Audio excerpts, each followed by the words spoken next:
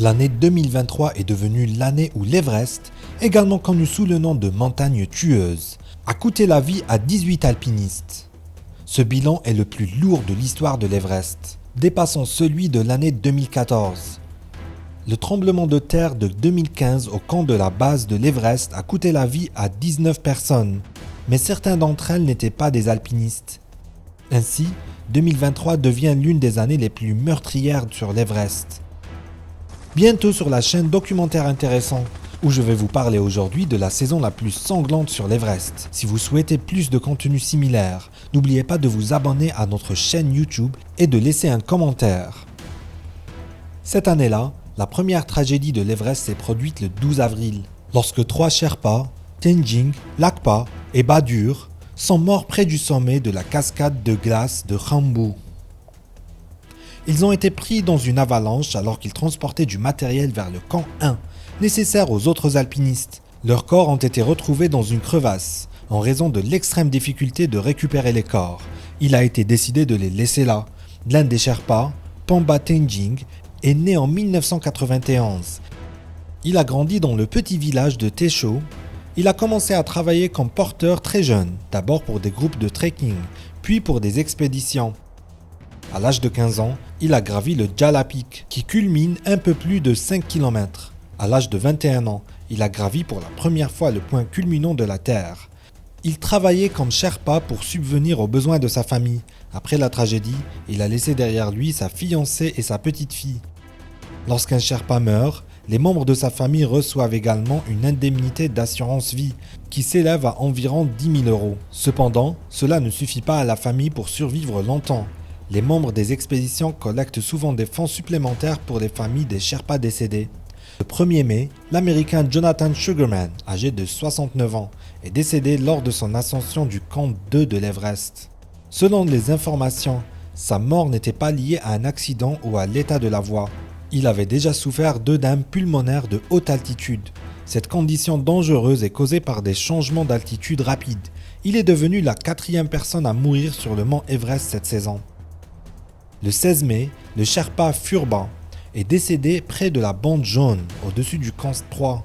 Il participait à une expédition de nettoyage des montagnes de l'armée népalaise. Sa santé s'est détériorée, probablement en raison du mal des montagnes. Le 18 mai, le grimpeur chinois Xu Binchen, âgé de 52 ans, est décédé dans la zone du col sud, à une altitude de 18 000 mètres. Il est mort tôt le matin après avoir perdu connaissance lors d'un échange d'oxygène. Le 24 mai, le mont Everest a fait sa 7e victime. Le Canadien Pieter Swart, âgé de 63 ans, il est tombé malade dans la zone de la mort, qui se situe au-dessus de la barre des 8000 mètres. Il a développé des symptômes d'œdème pulmonaire, a commencé à se sentir très mal et a décidé de descendre. L'un des chefs de groupe s'est précipité avec lui. Il a été décidé de retourner au camp 2, où il serait récupéré par un hélicoptère. Cependant, sur le chemin du camp 3, son état s'est aggravé. Il a perdu connaissance et, après un moment, son cœur s'est arrêté. L'ascension de l'Everest était son rêve depuis l'âge de 9 ans. Il s'est préparé très sérieusement à cette aventure avant de réaliser son rêve. Le Sherpa Han Kami, qui travaillait dans la cuisine pour l'agence Peak Promotion, est décédé au camp 2 en tombant de la montagne près de l'héliport. Plusieurs autres grimpeurs sont décédés de causes inconnues, mais très probablement liées au mal des montagnes plutôt qu'à des chutes ou à des mauvaises conditions d'escalade. Le grimpeur moldave, Viktor Brinza, est décédé le 17 mai au col sud de l'Everest. Il voyageait avec Himalayan Traverse Adventure. Il est mort des complications causées par le mal des montagnes. Suzanne Leopoldina Jesus, une enseignante indienne de 59 ans, avait pour objectif de devenir la première femme asiatique porteuse d'un stimulateur cardiaque à gravir le mont Everest. Elle est arrivée au camp de base de l'Everest. Cependant, les organisateurs ont tenté de la dissuader par tous les moyens de cette idée folle, car elle ne pouvait même pas maintenir un rythme normal lors des exercices d'acclimatation au camp de base. Il lui fallut plus de 5 heures pour atteindre Crampton. Cependant, elle a insisté pour continuer, déclarant qu'elle avait déjà payé les frais du permis pour gravir le mont Everest.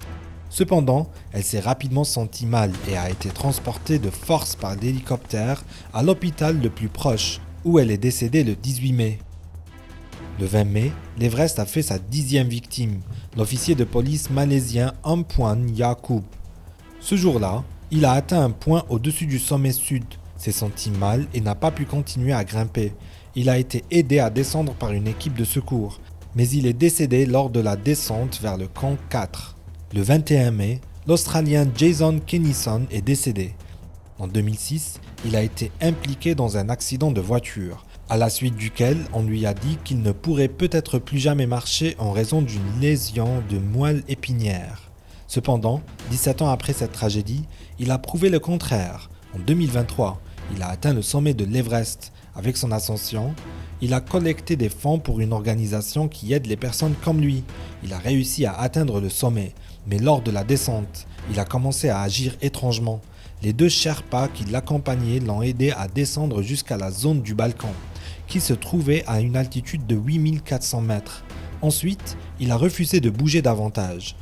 Comme les bouteilles d'oxygène qu'ils avaient avec eux s'épuisaient, les Sherpas ont décidé de descendre au camp 4 pour obtenir plus d'oxygène et revenir le secourir. Cependant, des vents violents et le mauvais temps les ont empêchés de revenir immédiatement, et quand ils sont revenus, il était déjà trop tard. Il avait 40 ans. En janvier 2022, le Hongrois Szilárd Suhajda a annoncé son projet de gravir les Big Five sans aucune assistance supplémentaire. En mai de la même année, il a atteint avec succès le sommet de Lhotse.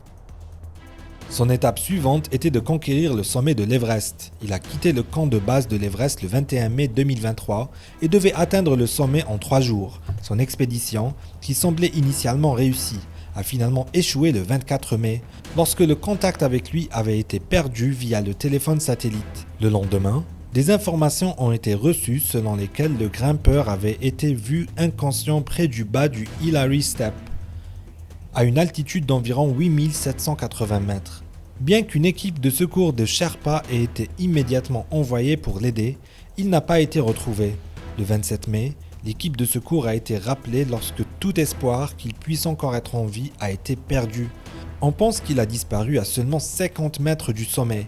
Il est considéré comme le Hongrois qui s'est approché le plus du sommet sans assistance et sans bouteille d'oxygène. Le souhait de sa famille était de laisser son corps sur l'Everest s'il était un jour retrouvé.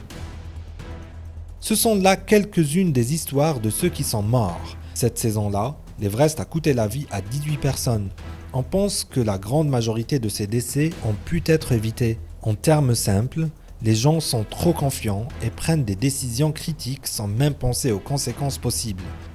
Voilà tout ce qu'il y a à dire sur la saison la plus meurtrière de l'Everest. Qu'en pensez-vous ? Ces personnes ont-elles agi correctement en se mettant dans une situation où une mauvaise décision pouvait leur coûter la vie ? Vous pouvez laisser votre opinion dans la section des commentaires. Et maintenant, merci d'avoir regardé et à bientôt dans la prochaine vidéo documentaire intéressante.